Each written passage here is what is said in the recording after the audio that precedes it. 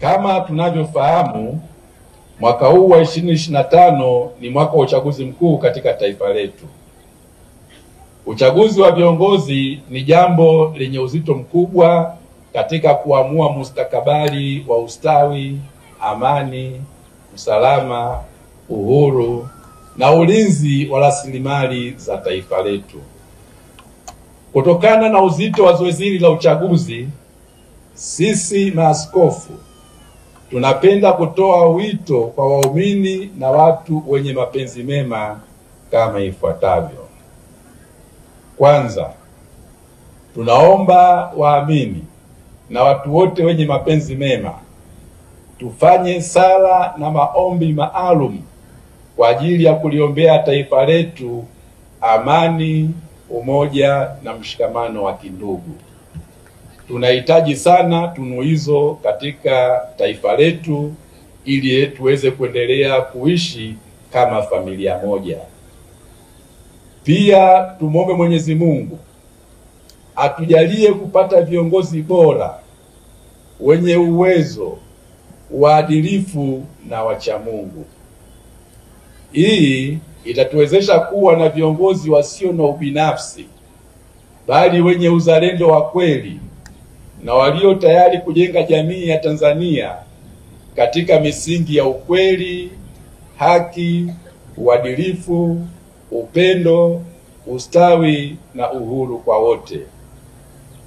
Neno la Mungu katika kitabu cha Mithali sura ya 29 aya ya 2 linasema, waadilifu wakifanikiwa watu hufurahi, waovu watawalapo watu huugua.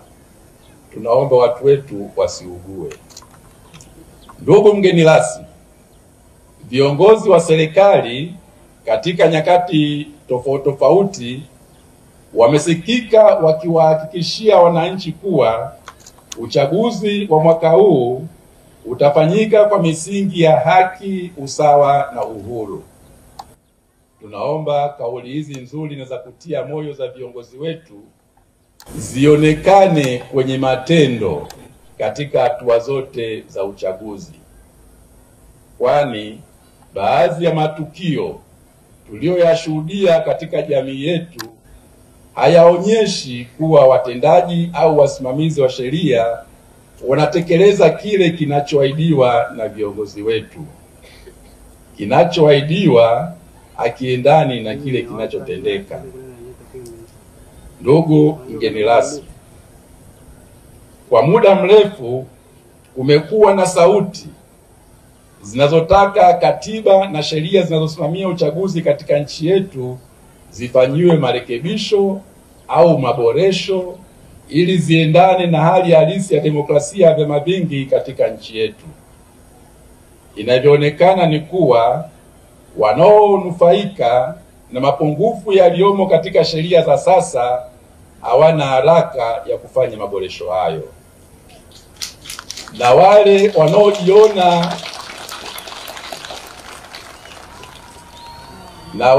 wanaojiona wanaathirika na mapungufu hayo ndio wanaopaza sauti kutaka kufanya mabadiliko ya katiba na sheria za uchaguzi.